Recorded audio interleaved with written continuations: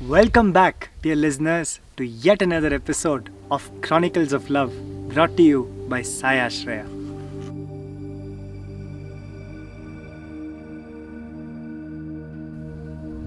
Dear listeners, it was on one of those days when we were spending time with the people of this particular slum that one mother from another slum came running to us and she said, "My child is sick, my child is having high fever and I don't know what to do." We immediately rushed to her home, and then when we saw the child wasn't able to open its eyes, and the temperature was more than 102 degrees, and the mother and the father had taken the child to a nearby government hospital where they could not get treatment on that day, and with some of the best private hospitals near them, they could not afford the treatment. And while we started arranging the treatment for this child is when a few people from that area started coming and telling us that there are many people in these areas who are in dire straits because their health has gone for a toss. Reason being, they're unable to afford healthcare. Some of these private hospitals charge exorbitantly for just the most basic treatment.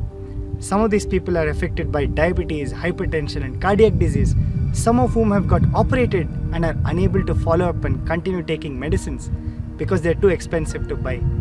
When we heard 2-3 more stories of how people had even lost their lives because of not being able to take medicines, it moved our hearts.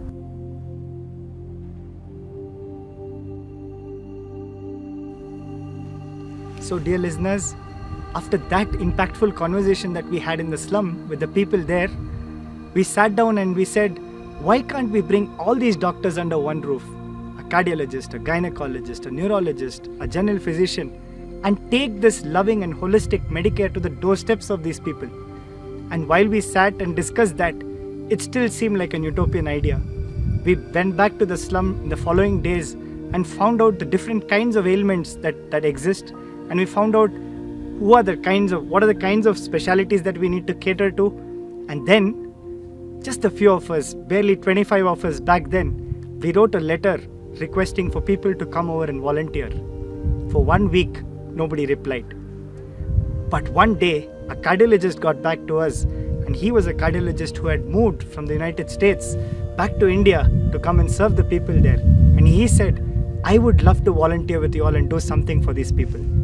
And that, dear listeners, was the first moment. And what followed was one miracle after the other. Within a week's time, we had 10 such doctors, 10 such physicians who signed up to work with us. There were neurologists, there were gynecologists, a lab signed up to come and take the people's samples. We started renting cardiac equipment, and before we knew it, in the community hall of ISRO, where my father happens to work, that is where we set up a temporary hospital-like structure, just a simple Allen key structure, but it looked exactly like a hospital. And that is when we realized that we were into it. To mark this special occasion, we decided to stand outside and welcome these people who are coming to the camp. All these people who hail from the slums aren't usually treated as lovingly as how we treat each other. So we decided to make it special, and we welcomed them with open arms and with a red carpet. And while we did that, we could naturally see that many people were moved. And back then, while I was still personally struggling with my health, where I couldn't walk or I couldn't talk, I got to listen to this beautiful conversation that happened between two people. One man was telling the other that, hey, these people seem to be politicians, yeah? That is why they're doing this.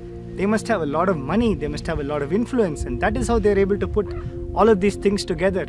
I think this is just a gimmick. The other man patiently heard him out, and while I thought, we are serving these people, and what we were expecting was claps and whistles. But what did we get? A conversation that was about to ground us. And then came the reply from this other person. The impact of what I'm saying is lost in translation from Kannada and Tamil to English. But still, this was exactly what this person said. He said that, hey, there is something that is different about these people. Forget all that you have said. They seem to be pouring all their love to us, and there is something different about these people. So I have a gut feeling, and I am telling you, whether you come back next month or the next year, these people will still be around. And when I heard this conversation, dear listeners, I was moved to tears. We called a few of our volunteers and said, if not for anybody else, for that one man's faith, we should be able to do this month on month, every first weekend, every first Saturday and Sunday in the same place. Today, true to that man's words, we have ended up treating 55,000 such patients. And how that happened is a whole big story in itself.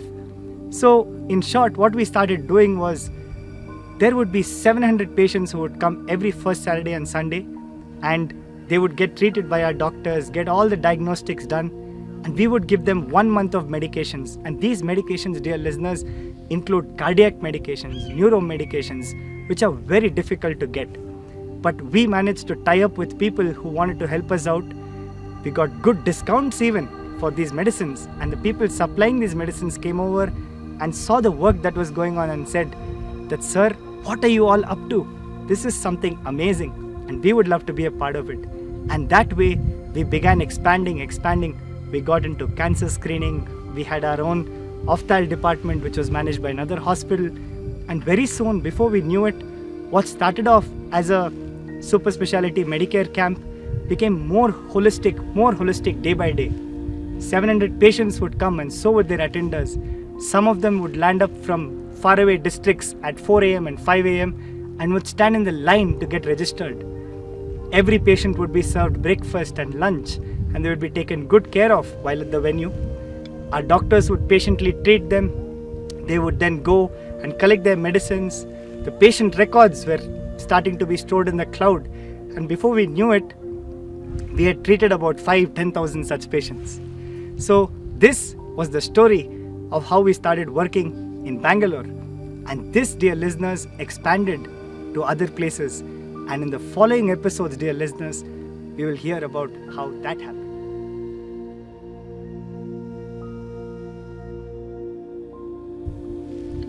Dear listeners, like we shared with you in the previous episode, our Breakfast Seva children and their parents were a regular in these camps because they hailed from different localities, and that helped us take care of them in a holistic manner.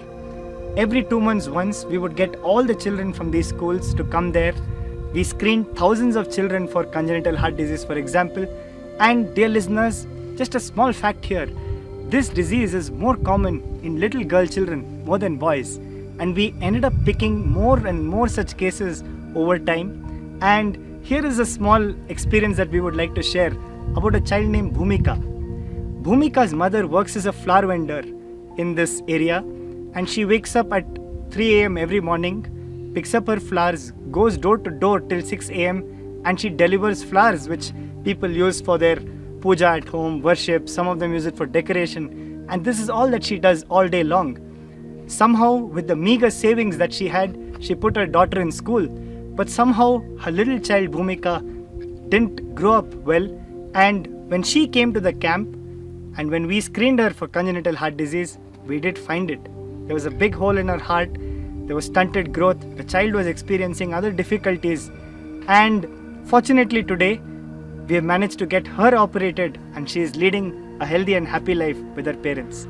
Dear listeners, this may sound like a small experience, but if we look at the impact that it creates, it's not just treating that one patient, it's taking care of that whole family.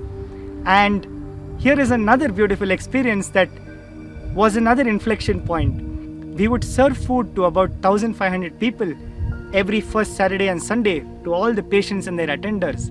And one of them came running to us, one of the elders, he came running to us and he said, "Sir, we come here and you treat us and we feel like we're not somewhere outside. We feel like we are with our own family. The way you serve us food reminds me of how my mother used to take care of me. Sir, that love is what makes you all so special. So I bless you that you continue doing this work for ages and ages to come."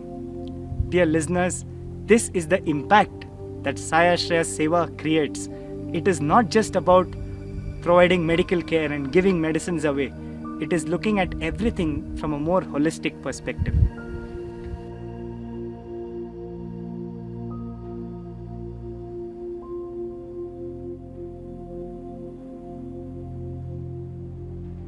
Dear listeners, it's now been 4.5 years since that first Medicare camp was conducted in Bangalore.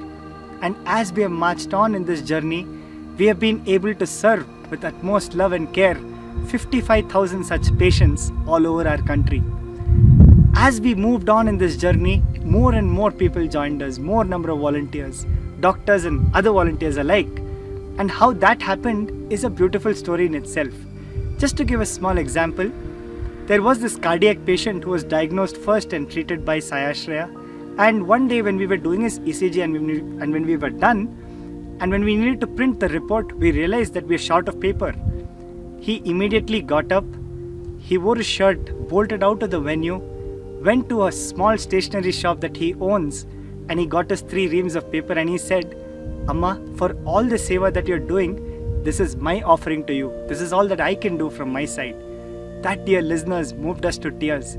And just the same way, the number of people like the auto drivers who come to our camp and get treated, they ferry patients at no cost whatsoever from all across Bangalore and even other faraway places. These kind of moving experiences are what keeps all of us going. మనసండి మీ బుద్ధిరల్లి దేవునికి సంబంధించిన మనుషులు మీరెల్లా కూడా మంచి దేవదూతల లాంటి స్వభావం మీరందరిది. ఒళ్ళే బుద్ధి మీ దగ్గరది, ಎಲ್ಲರ దగ్గర. దాన్ని నూడిన మీ మనసులలో ఉండేటటువంటి ప్రేమ చూస్తే నేను. In the episodes to come, we will get to relive this beautiful journey of love and selfless service and how all of these seva projects that Sai Aashraya took up expanded to all over the country. Thank you so much for tuning in, dear listeners. Namaskar. Jai Hind.